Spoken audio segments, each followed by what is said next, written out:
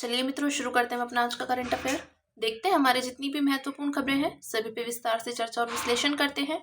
हमारी पहली न्यूज़ है, न्यूजीलैंड के प्रधानमंत्री भारत की आधिकारिक यात्रा पर आए। तो यात्रा के दौरान दोनों देशों ने बढ़ते द्विपक्षीय संबंधों को और मजबूत करने की पुष्टि की तथा व्यापार व रक्षा जैसे विविध क्षेत्रों में सहयोग बढ़ाने पर भी सहमति व्यक्त की। यात्रा के दौरान की गई महत्वपूर्ण वार्ताएं कौन सी हैं? तो मुक्त व्यापार समझौते के लिए वार्ता का शुभारंभ, पारस्परिक रूप से लाभकारी व्यापार समझौते और डिजिटल भुगतान क्षेत्र में सहयोग के शीघ्र कार्यान्वयन के लिए वार्ता की शुरुआत की गई। पेशेवरों और कुशल श्रमिकों के लिए आवागमन संबंधी व्यवस्था पर वार्ता का शुभारंभ। तो इसका उद्देश्य नवाचार, नई और उभरती प्रौद्योगिकियों के क्षेत्रों में सहभागिता का समर्थन करना है। न्यूजीलैंड ने इंडो पैसिफिक ओशंस इनिशिएटिव और coalition for disaster resilient infrastructure में शामिल हुआ। भारत ने 2019 में 14वें पूर्वी एशिया शिखर सम्मेलन में IPOI को लॉन्च किया था। इसका उद्देश्य क्षेत्रीय सहयोग और समुद्री क्षेत्र की सुरक्षा, स्थिरता एवं विकास पर ध्यान केंद्रित करना है। CDRI को भारत ने 2019 में संयुक्त राष्ट्र जलवायु कार्यवाही शिखर सम्मेलन में लॉन्च किया था। इसका उद्देश्य जलवायु और आपदा जोखिमों के प्रति नई व मौजूदा अवसंरचनात्मक प्रणालियों के लचीलेपन को बढ़ावा देना है। रक्षा अधिकृत आर्थिक संचालक पारस्परिक मान्यता समझौते, तो वानिकी, शिक्षा, खेल, बागवानी जैसे क्षेत्रों में सहयोग पर समझौते आदि पर हस्ताक्षर किए गए। भारत न्यूजीलैंड संबंध, तो द्विपक्षीय व्यापार, दोनों देशों के बीच वित्त वर्ष 2023-24 में 1.75 बिलियन अमेरिकी डॉलर का व्यापार हुआ था। इसमें भारत का व्यापार अधिशेष 0.07 बिलियन अमेरिकी डॉलर है। भारत ऊन, लोहा व इस्पात, फल एवं मेवे तथा एल्यूमिनियम का आयात करता है। भारत फार्मास्यूटिकल्स, दवाएं, यांत्रिकी मशीनरी, मोती, कीमती पत्थर और धातुएं निर्यात करता है। लोगों के बीच आपसी संबंध और सांस्कृतिक संबंध, लगभग 8,000 भारतीय छात्र न्यूजीलैंड में उच्च शिक्षा प्राप्त कर रहे हैं। दोनों देशों के बीच खेल के क्षेत्र, विशेष रूप से क्रिकेट, हॉकी और पर्वतारोहण में संबंध काफी घनिष्ठ हैं।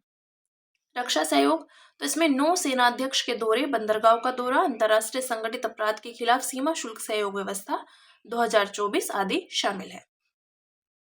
ये बात की हमने भारत न्यूजीलैंड संबंध की। अब बात करेंगे अगली न्यूज की, जो है SBI की एक रिपोर्ट के अनुसार मुक्त व्यापार समझौते वैश्विक प्रशुल्क चुनौतियों के खिलाफ भारत को लोचशीलता प्रदान कर सकते हैं।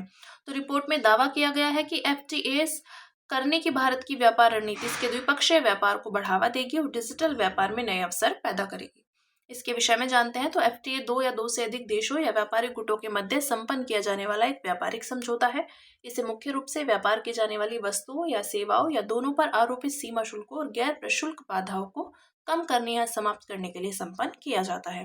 वह समझौता वस्तुओं जैसे कृषि एवं उद्योग से जुड़े उत्पाद और सेवाओं जैसे बैंकिंग, कंस्ट्रक्शन, ट्रेडिंग आदि के व्यापार को आसान बनाता है। इसके अलावा बौद्धिक संपदा जैसे मुद्दों को भी इसमें शामिल किया जाता है।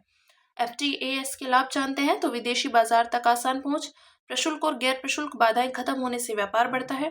लघु और मध्यम उद्यमों के लिए अवसर, तो प्रशुल्क संबंधी दी गई रियायतों से SMEs के उत्पादों के लिए निर्यात के अवसर बढ़ते हैं।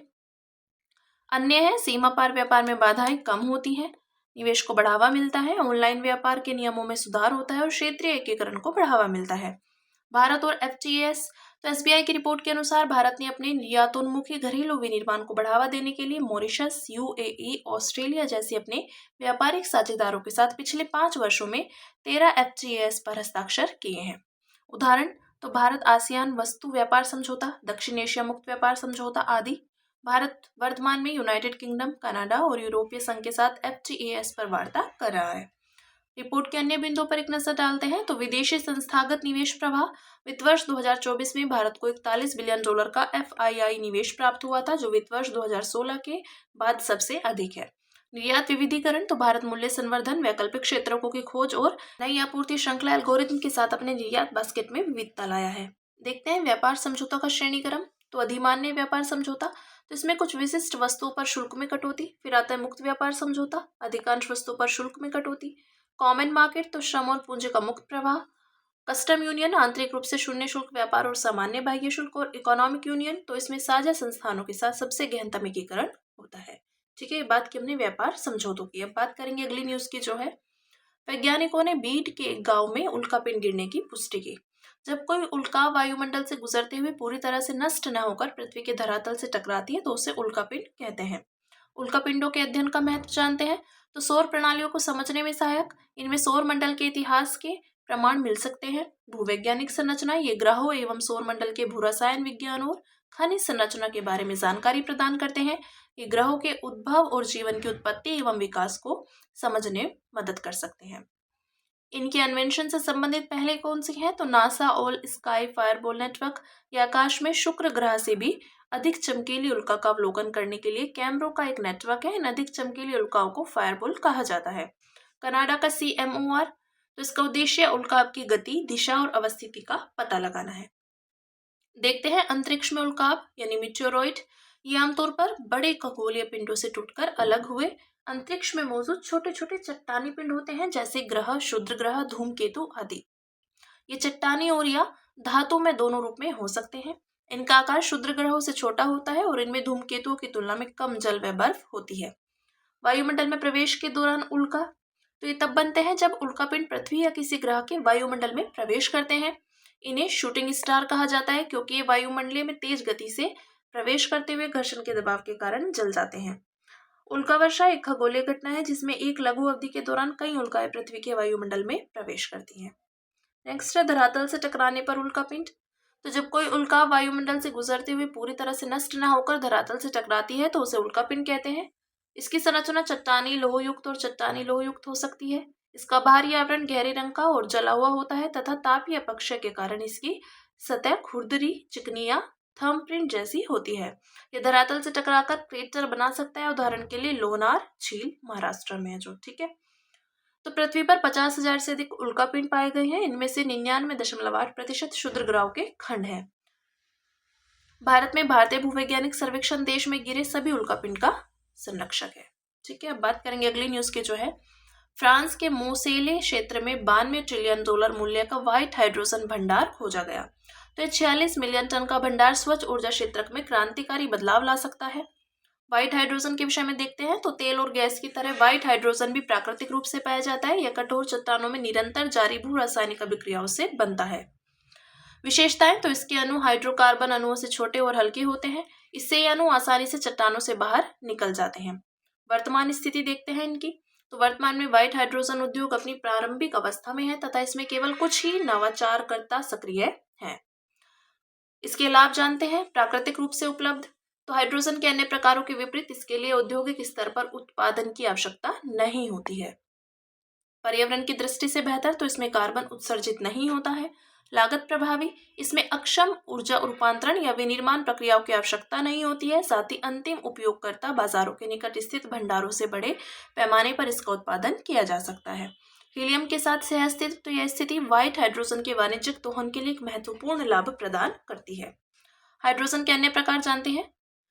तो ग्रीन हाइड्रोजन, तो इसका उत्पादन सौर या पवन ऊर्जा जैसे नवीकरणीय ऊर्जा स्रोतों से प्राप्त स्वच्छ विद्युत का उपयोग करके किया जाता है। इसकी मुख्य विशेषता है, तो ये उत्पादन प्रक्रिया महंगी होती है। ब्लू हाइड्रोजन, इसका उत्पादन स्टीम रिफॉर्मिंग प्रक्रिया के तहत प्राकृतिक गैस से किया जाता है। निम्न कार्बन हाइड्रोजन, क्योंकि स्टीम रिफॉर्मिंग प्रक्रिया से कुछ ग्रीन हाउस गैसें उत्सर्जित होती हैं। ग्रे हाइड्रोजन, इसका उत्पादन स्टीम मीथेन रिफॉर्मेशन का उपयोग करके प्राकृतिक गैस या मीथेन से किया जाता है। ये सबसे आम प्रकार है, लेकिन इसमें ग्रीन हाउस गैसों का कैप्चर नहीं किया जाता।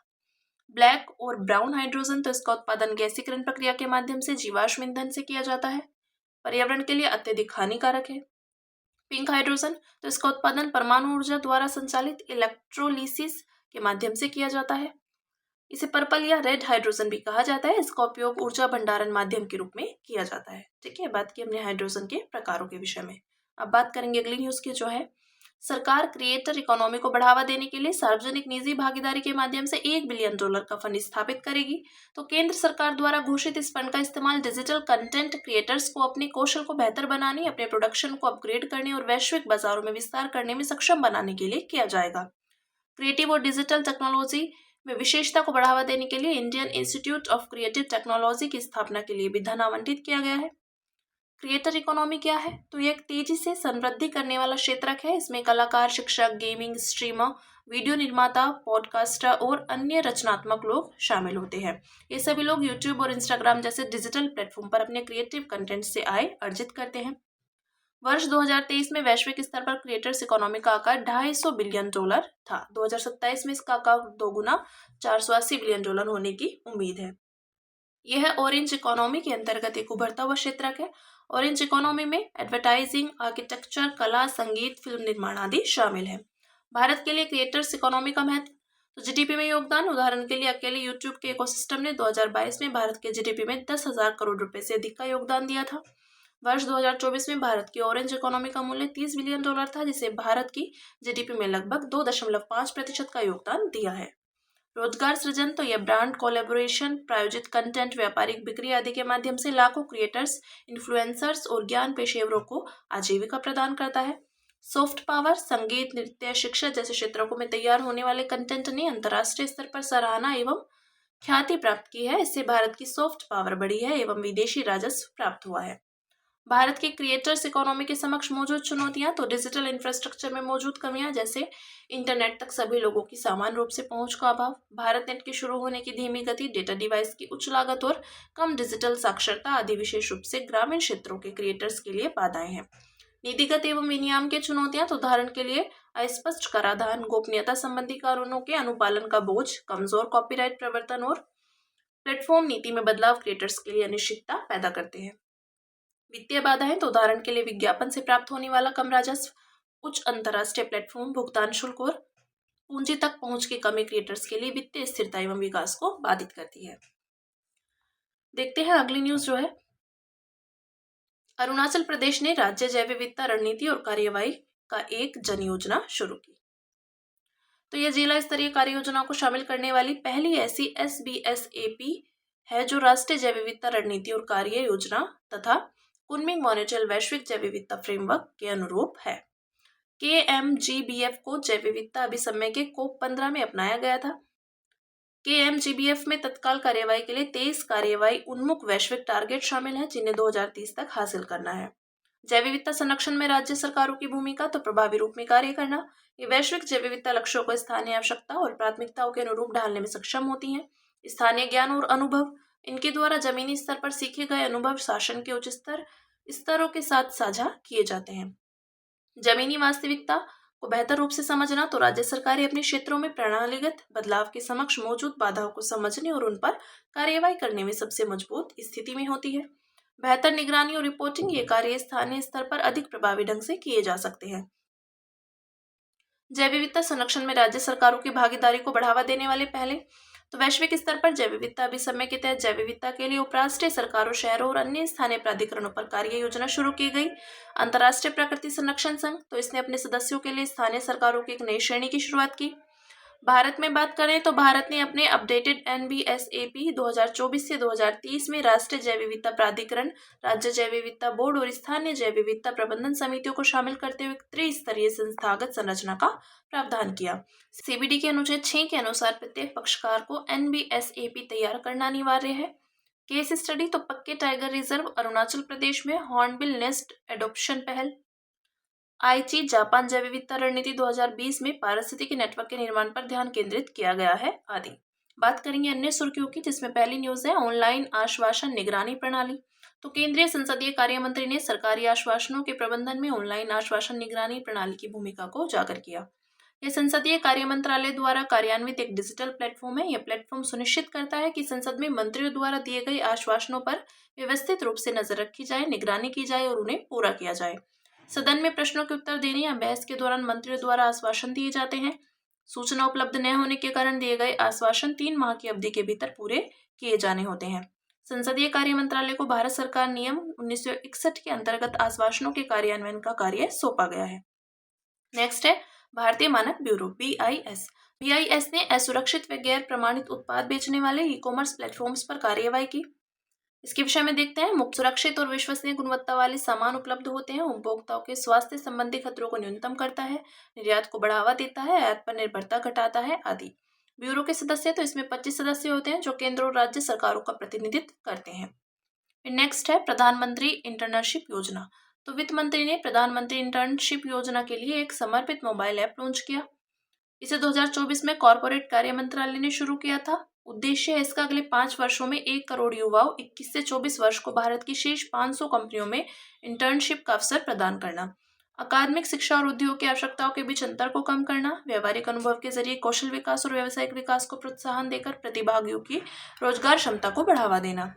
अवधि और पारिश्रमिक, तो इस योजना में 12 माह की अवधि के लिए सशुल्क इंटर्नशिप दी जाएगी। इसमें प्रति इंटर्न 5,000 रुपये की मासिक वित्तीय सहायता दी जाएगी। इसके अलावा इसमें 6,000 रुपये की एकमुश्त वित्तीय सहायता देने का भी प्रावधान किया गया है। नेक्स्ट है करैकल। राजस्थान के मुकुंदरा हिल्स टाइगर रिजर्व से करैकल का पहला फोटोग्राफिक रिकॉर्ड साझा किया गया। यह भारत सहित अफ्रीका, मध्य पूर्व, मध्य एशिया और दक्षिण एशिया के कई देशों में पाया जाता है। ये मुख्य रूप से रात्रिचर बिल्ली की एक प्रजाति है। इसके नुकीले और काले कान इसकी पहचान है। करैकल नाम तुर्की शब्द करैकुल से आया है, जिसका अर्थ है काले कान। यह सरकार द्वारा संचालित प्रजाति पुनः प्राप्ति कार्यक्रम के अंतर्गत शामिल 22 प्रजातियों में से एक है। IUCN में लिस्ट कंसर्न है। भारतीय वन्यजीव संरक्षण अधिनियम 1972 में अनुसूची 1 में सूचीबद्ध है और साइट्स में परिशिष्ट 1 एशियाई आबादी में सूचीबद्ध। फिर नेक्स्ट है बोडो जनजाति। केंद्रीय गृह मंत्री के अनुसार 2020 के बोडो शांति समझौते की 80% से अधिक शर्तें लागू कर दी गई। इस समझौते पर केंद्र, असम सरकार और बोडो समूह ने हस्ताक्षर किए। इसके कारण बोडोलैंड प्रादेशिक क्षेत्र को अधिक स्वायत्तता मिली है। बोडो असम में सबसे बड़ा जनजातीय भाषाई समूह है। यह मुख्य रूप से बोडोलैंड प्रादेशिक क्षेत्र में रहता है। बोडोलैंड प्रादेशिक क्षेत्र असम में एक स्वायत्त क्षेत्र है, जिसमें 4 जिले हैं। भाषा बोडो या बोरो। यह भारत के 22 अनुसूचित भाषाओं में से एक है। इसे संविधान की 5वीं और 6ठी अनुसूची के तहत एक मैदानी जनजाति के रूप में मान्यता प्राप्त है। फिर है IUCN ग्रीन लिस्ट। तो IUCN ग्रीन लिस्ट में 4 नए स्थल जोड़े गए। इनमें निम्नलिखित शामिल है, जो है सऊदी अरब का शरान नेचर रिजर्व और किंग अब्दुल अजीज रॉयल नेचर रिजर्व, जॉर्डन का अकाबा मरीन रिजर्व और संयुक्त अरब अमीरात का सीर बू नैर संरक्षित क्षेत्र। इसके विषय में देखते हैं IUCN ग्रीन लिस्ट के। तो यह प्रमाणन से संबंधित वैश्विक कार्यक्रम है। इसका उद्देश्य प्रभावी, न्यायसंगत और सफल संरक्षित एवं परिरक्षित क्षेत्र सुनिश्चित करना तथा उन्हें बढ़ावा देना है। संरक्षण संबंधी प्रबंधन में सर्वोत्तम पद्धतियों को उजागर करना तथा प्रगति के लिए मानक निर्धारित करना। उद्देश्य है संरक्षित एवं परिरक्षित क्षेत्रों की संख्या में वृद्धि करना, ताकि उनका प्रबंधन प्रभावी एवं समतापूर्ण ढंग से किया जा सके। संरक्षण संबंधी परिणाम सुनिश्चित करना। इसके तहत SDG 15 स्थलीय जीवन के संरक्षण में योगदान देना और जैव विविधता अभिसमय के Aichi लक्ष्य 11 को हासिल करने की दिशा में कार्य करना शामिल है। नेक्स्ट है नियंत्रक एवं महालेखा परीक्षक CAG। सुप्रीम कोर्ट ने CAG की नियुक्ति में तटस्थ प्रक्रिया अपनाने के लिए दायर जनहित याचिका पर केंद्र सरकार को नोटिस जारी किया। इसके विषय में देखते हैं। तो भारतीय संविधान के अनुच्छेद 148 से 151 भारत के नियंत्रक एवं महालेखा परीक्षक से संबंधित है। नियुक्ति इसके राष्ट्रपति द्वारा की जाती है। अपने पद पर रहने के पश्चात वे भारत सरकार या किसी राज्य के अधीन किसी अन्य पद के लिए पात्र नहीं होता है। वेतन और सेवा की अन्य शर्तें संसद द्वारा कानून के जरिए या द्वितीय अनुसूची में निर्दिष्ट होने तक निर्धारित की जाती हैं। पद से हटाना, इसे पद से केवल उसी रीति से और उन्हीं आधारों पर हटाया जा सकता है जिस रीति से तथा जिन आधारों पर सुप्रीम कोर्ट के न्यायाधीश को हटाया जाता है। पद की शपथ दिलाना तो राष्ट्रपति या उसके द्वारा ही इस हेतु नियुक्त किसी व्यक्ति द्वारा। अनुच्छेद 149 के अनुसार क्या की शक्ति और कर्तव्य, तो नियंत्रक एवं महालेखा परीक्षक संघ के और राज्यों के तथा किसी अन्य प्राधिकरण या निकाय के लेखाओं के संबंध में ऐसे कर्तव्यों का पालन करेगा या ऐसी शक्तियों का प्रयोग करेगा जिन्हें संसद द्वारा बनाए गए कानून के जरिए उसे सौंपी जाए। फिर नेक्स्ट है माइक्रो प्रोसेसर। इसरो और चंडीगढ़ की सेमीकंडक्टर प्रयोगशाला ने अंतरिक्ष संबंधी उपयोग के लिए बिट 32 माइक्रो प्रोसेसर VIKRAM 3201 और KALPANA 3201 विकसित किए। VIKRAM 3201 प्रक्षेपण यानों की कठोर पर्यावरणीय परिस्थितियों में उपयोग के लिए पहला पूर्णतः भारत में निर्मित 32 बिट माइक्रो प्रोसेसर है। यह एक बहुउद्देशीय प्रोग्रामेबल क्लॉक ड्राइवन और रजिस्टर बेस्ड इलेक्ट्रॉनिक उपकरण है। इसमें लाखों छोटे ट्रांजिस्टर्स, रजिस्टर्स और डायोड एक अर्धचालक पदार्थ पर जुड़े होते हैं। ये सभी सेंट्रल प्रोसेसिंग यूनिट के प्रमुख घटक होते हैं। Arithmetic logic unit, control unit और रजिस्टर एरे घटक हैं। इसके कार्य मेमोरी जैसे स्टोरेज प्रणाली से बाइनरी निर्देशों को समझना, बाइनरी डेटा को इनपुट के रूप में एक्सेप्ट करना, डेटा को प्रोसेस करना और आउटपुट प्रदान करना। उदाहरण इंटेल 4004, 8085, पेंटियम आदि। फिर अंत में बात करेंगे सुर्खियों में रहे स्थल की, जो है यमन, राजधानी सना। तो संयुक्त राज्य अमेरिका ने यमन में हूती विद्रोहियों पर नए हवाई हमले किए। भौगोलिक अवस्थिति जानते हैं। तो यह देश मध्य पूर्व में अरब प्रायद्वीप के दक्षिण पश्चिम सिरे पर स्थित है। इसके उत्तर में सऊदी अरब तथा पूर्व में ओमान है। समुद्री सीमाएं इसके पश्चिम में लाल सागर, दक्षिण में अदन की खाड़ी तथा दक्षिण पूर्व में अरब सागर अवस्थित है। सामरिक अवस्थिति है बाब अल मंदीब जलसमुद्र के किनारे पर स्थित है, जो लाल सागर और अदन की खाड़ी को जोड़ता है। यह एक महत्वपूर्ण व्यापारिक समुद्री मार्ग है। यमन का सोकोट्रा द्वीप समूह हिंद महासागर में स्थित है। भौगोलिक विशेषताएं, तो जलवायु की बात करें तो इसके पश्चिम तट पर गर्म और आर्द्र जलवायु, मानसून से प्रभावित पश्चिमी पर्वतीय भागों में समशीतोष्ण जलवायु तथा पूर्व भाग में रूब अल खली मरुस्थल के कारण शुष्क जलवायु पाई जाती है। प्राकृतिक संसाधन, पेट्रोलियम, मछली, सेंधा नमक, संगमरमर आदि। ये बात की हमने यमन की। तो हमारी आज की जितनी भी महत्वपूर्ण खबरें थी, हमने सभी पे विस्तार से चर्चा और विश्लेषण किया। अब इसी के साथ मिलते हैं कल अपनी नई खबरों के साथ।